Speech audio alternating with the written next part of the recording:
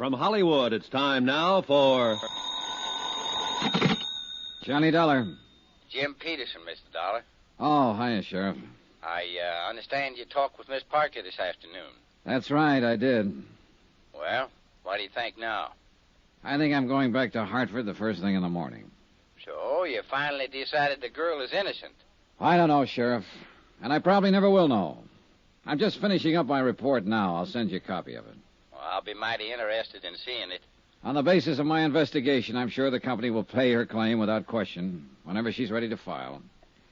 I'm beat, hands down, and there's no use denying it. Well, you can't win every time, Mr. Dollar. It's not that, Sheriff. But this is the first time I've ever had to end a report with a question mark.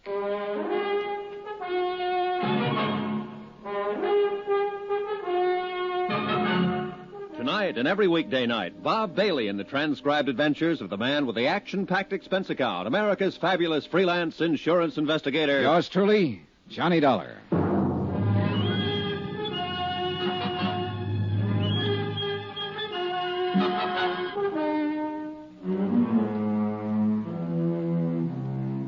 From Special Investigator Johnny Dollar, location Green Pass, Virginia, to the Home Office, Surety Mutual Insurance Limited, Hartford, Connecticut.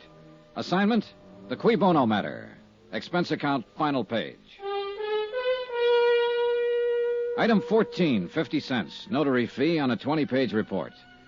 A report that covered everything and told nothing. But it was the best I could do. I had no more leads, no new ideas. The bare facts of the case still stood. Dan Parker had returned unexpectedly from a trip, entered his darkened home late at night, and had been shot to death as a prowler by his daughter, Luann. Amount of insurance, $100,000. Beneficiary, Luann. I checked through a half a dozen theories and been forced to throw out every one of them. And the whole case finally came down to just one simple question. When Luann pulled that trigger and fired down the dark stairway, did she or did she not know that she was shooting at her father? I couldn't answer it, and I didn't believe anyone else would ever be able to. Except, of course, Luann herself.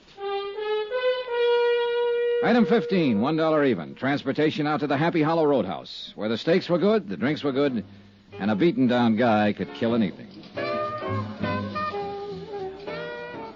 Well, wrap me up and nail me south. Here's that dollar man again. How's it going, Sammy? Business gets any worse, I'll open an artery. You here for kicks tonight, or are you going to put the arm on me again? Let joy reign unsuppressed. That's the word, man. That's the word. Come on over. I'll let you buy me a drink. You're riding on a swindle sheet. Or better yet, I'll let you buy me one. You own the joint. Okay. Set us up, Joe. Make mine the usual fusel. What'll you have, sir? Scotch on the rocks. You ever get through to that Parker chick? Yeah, I talked to her this afternoon. Well, what do you think, man? Was I right or was I right? About what? Is she a cool fool or not? I don't know, Sammy. She's a tough one to figure. She's just a tough one, period. Well, here's to the housekeeper's daughter. Yep. Ooh. This stuff is murder. I don't know why the customers stand for it. So what comes next, Tex? I'm going back to Hartford in the morning. And little Cookie gets her payoff. 100 G's. Man, that's really going for broke. If she is on the level, it's not enough to pay for the way she'll probably feel for the rest of her life. Feel? That one? I'm telling you, man, I know that little fluff. She's got a heart about as big and warm as the olive in a martini. You could be right. I know I'm right. She's took you, man. She's took you good. Bang, bang, and the little lady wins a prize. Maybe so. A big, fat 100 G's. And bad old Papa in the cold, cold ground. Man, she was really shooting for new shoes that night. Well, if she was, she's got 'em, Sammy. There's nothing more I can do about it. So that's life. What is it? You win a little, lose a little, and taxes take the rest. Why, Parker's got it made, man. Safe and cozy in his little box. No more worries. Oh, sure. But we can't all be lucky. Sometimes... Well. Brace yourself, Sammy. It looks like you're raided. What? Oh, it's the sheriff. Right on time. On time? Relax, Max. He's just come to tell the tale and do the deal. Protection? Well, sure. Same setup I had with Parker. And the sheriff says he'll keep Bully Boy Bates in line. How about that, huh? Well, life goes on, I guess. Well, I wasn't expecting to run into you out here, Mr. Dollar. I don't imagine. Finish your report? Yep. Right down to the last comma, Sheriff. And the last question mark. Oh, now, I don't reckon there's any question mark. You got to the truth, all right. Just wasn't what you'd expected, that's all. Maybe so. You got a minute, Sammy? Sure thing, pal. Let's go back to the office. Stick around, Dollar. The joint will be jumping. I can hardly wait. Let's have another one here, bartender. Coming up. Sir, would you do me the honor of having a little drink with me? Well, thanks. I'm having one with you. I've already got it. Well, so you have. Well, another little one never hurts, though. Later, maybe. Thanks, anyway. Any time, friend. What line you in? Insurance record. Sure. Well, that's all right, I guess. Oh, thank you, bartender. Thank you very much. I'm in ladies' ready-to-wear myself. Must be fascinating. A wholesale. I work out of Baltimore. Cover 3 whole states. Oh, I got a great little line of merchandise. I really don't need any. Oh, the heck with business. Let's live a little, shall we? Mr. Dollar. Johnny Dollar. Oh, yes. Well, here's looking at you, Dollar. You know, I always believe in living while I can. Because you never know. Now, that's a very profound thought. No, sir, you just never do. Because it can happen to anybody. Just like it did to a fellow I met last week. Man right here in this town, too. A fellow named Parker. Parker? That's right. He was a fine chap. I met him on the train coming out from Richmond. And I was on my way to Roanoke. Oh, we were laughing and we were joking and everything. And that very night he got killed. And I read about it in the paper. So you just don't never know. Hey, look, tell me something. Are you the man who got off the train with him, talked with him on the platform while the train was standing in the station? That's right. He wanted me to meet his daughter. And that's all he talked about. It was his daughter. Oh, he was crazy about that kid. Well, did he expect her to be there at the station? Yes, but she wasn't. I guess he got the wires crossed. He tried to phone her, but he didn't have any luck.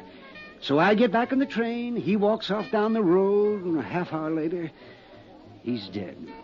I'm telling you, you just never know. On the train, on the way down, what did he say about his daughter? Oh, you know, the way a guy talks about his kid. He worshipped her. Yes, he did. That's all.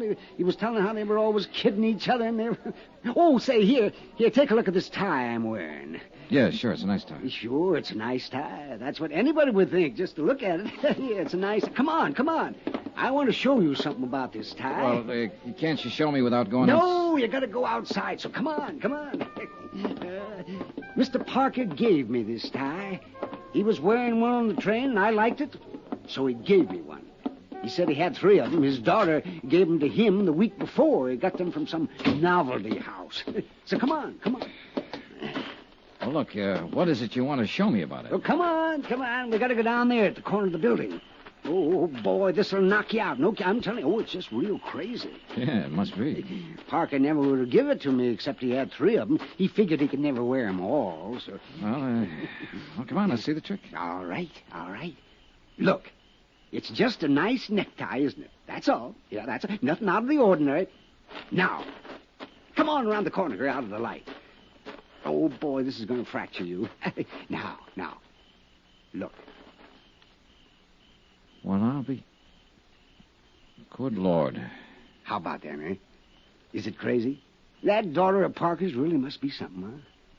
Yeah, she is. Can you imagine a kid thinking up an idea like that? Can you? Giving her dad a necktie that glows in the dark.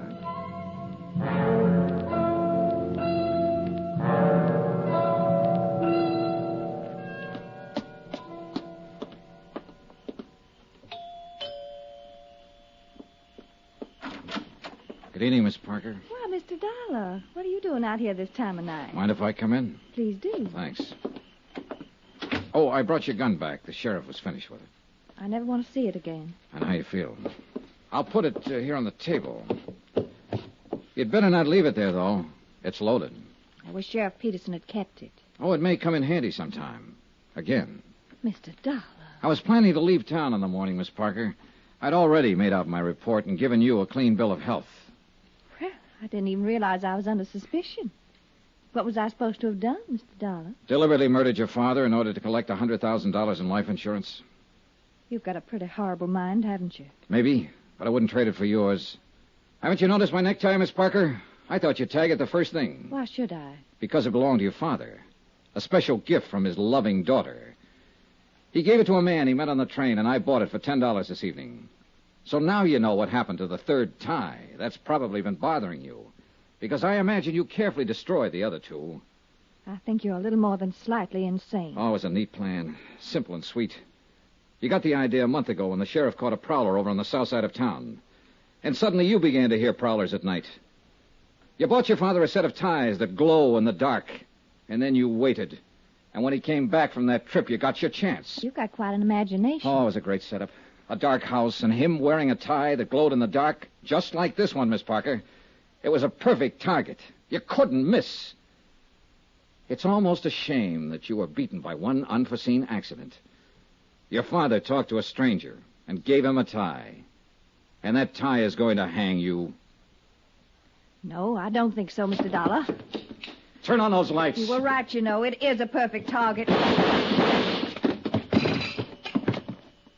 You were very clever, Mr. Dollar, but not quite clever enough, or you'd have known. Sheriff. Yeah, I've been standing out there on the terrace. You... No, Luann. You better give me the gun. No use pointing it, honey. It's loaded with blanks. You all right, Miss Dollar? Yeah, I'm all right, Sheriff. A little sick, that's all.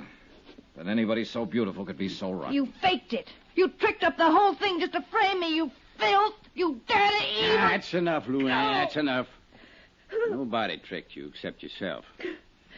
That's hard for me to believe. Dan and me used to take you fishing with us when you wasn't no higher than that. You was the prettiest little thing I think I'd ever seen. Oh, shut up, you old fool. Now I got to take you someplace again. Wish I hadn't ever lived to see this day. And I'm mighty glad that Dan ain't here to see it. Come on, honey. We better get started.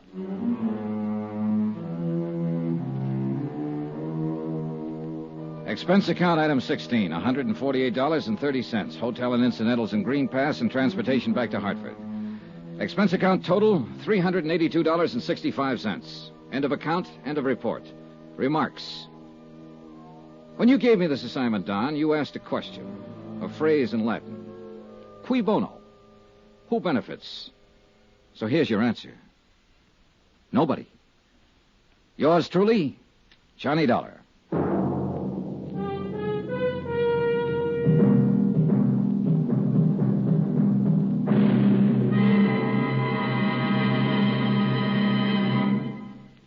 Remember, there'll be another intriguing story for you beginning next Monday night. Next week, a study in entomology. You know, bugs. And this one's the deadly variety. A firebug. Join us, won't you? Yours truly, Johnny Dollar.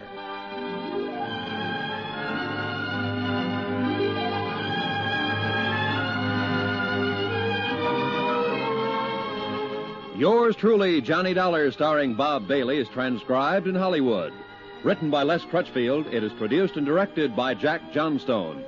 Heard in this week's cast were D.J. Thompson, Mary Jane Croft, Forrest Lewis, Byron Kane, Russell Thorson, Sam Edwards, Dal McKennon, and Howard McNear. Musical supervision by Amerigo Marino. Be sure to join us on Monday night, same time and station, for another exciting story of yours truly, Johnny Dollar. This is Roy Rowan speaking.